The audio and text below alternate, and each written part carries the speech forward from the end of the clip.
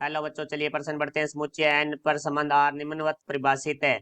संबंध आर है वो है समुच्चय ए कोमा बी, ए और बी बिलोंग्स टू एन, अर्थात ए और बी है वो प्राकृत संख्याओं के समुच्चय से है और ए बराबर है बी की घात 2। क्या निम्नलिखित कथन सत्य है? A comma B belongs to R, मतलब ए कोमा बी है वो संबंध आर में है, तो बी कोमा ए बी संबंध आर में होगा, जबकि A comma B belongs to N प्राकृत संख्या का समुच्चय। प्रत्येक दशा में अपने उत्तर का औचित्य भी बताइए। मुख्य अवधारणा, तो हमारा जो प्रश्न है वो संबंध से संबंधित है और जिसके अंदर हमारी एन की बात की गई है, समुच्चय एन। तो एन है वो देखो हमारा क्या होता है, वो होता है हमारा प्राकृत संख्याओं का समुच्चय, जो एक से शुरू होती है, लगातार एक एक बढ़ती जाती है, एक दो तीन इस तरह से। तो 1,2,3 इस तरह से ये आगे बढ़ती जाती है। तो अब हम पर्सन के बारे में बात करते हैं। तो पर्सन में हमें संबंध दिया गया है आर, जो कि है क्रमित युग्म ए बी। ए और बी है वो हमारे एन से है और ए बराबर हमारा होगा बी की घात 2। तो हमें जो देखो सत्य के बारे में बात करनी है, उसमें लिखा गया है ए कोमा बी एक क्रमित युग्म है, वो हमारा आर से है।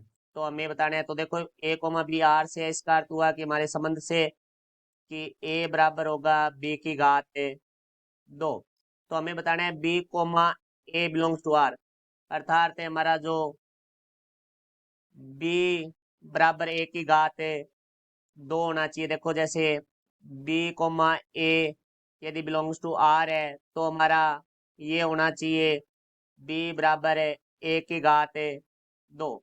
तो अब देखते हैं हम ये सत्य है या क्या सत्य है। तो यहाँ से देखो भाई, ये हमारी समीकरण नंबर 1 देते हैं और इसको समीकरण नंबर 2 देते हैं। तो समीकरण 1 का मान हम 2 में रखते हैं, तो यहाँ लिखेंगे समीकरण 1 का मान समीकरण 2 में रखने पर, तो देखो रखेंगे तो हमारे पास आ जाएगा बी बराबर, एक की जगह आ जाएगा बी की घात 2 की घात 2 हो जाएगा, तो यहाँ से आ जाएगा बी बराबर बी की घात 4।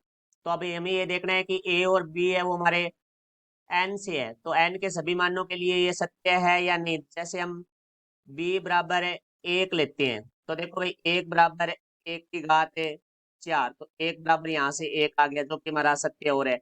यदि हम बी बराबर 2 लेते हैं तो बी की घात 4 है, वो 2 की घात 4 बराबर हमारा हो जाएगा 16। तो यहाँ से हम देखते हैं बी बराबर नहीं है बी की घात 4। इसका अर्थ हुआ कि हमारा बी के लिए ये मान 2 के लिए मान सत्य है नहीं है। और कोई भी वाक्य तभी सत्य होता है संबंध जब वो सभी मानों के लिए सत्य हो। तो इसका अर्थ हुआ कि ये हमारा सत्य नहीं है। तो हमारे प्रश्न में दिया गया जो कथन है वो सत्य नहीं है, क्योंकि वो सिर्फ और सिर्फ एक ही शर्त को संतुष्ट करता है। जब एक मान लेते हैं एन का तो वो सत्य है, अन्यथा सत्य नहीं है।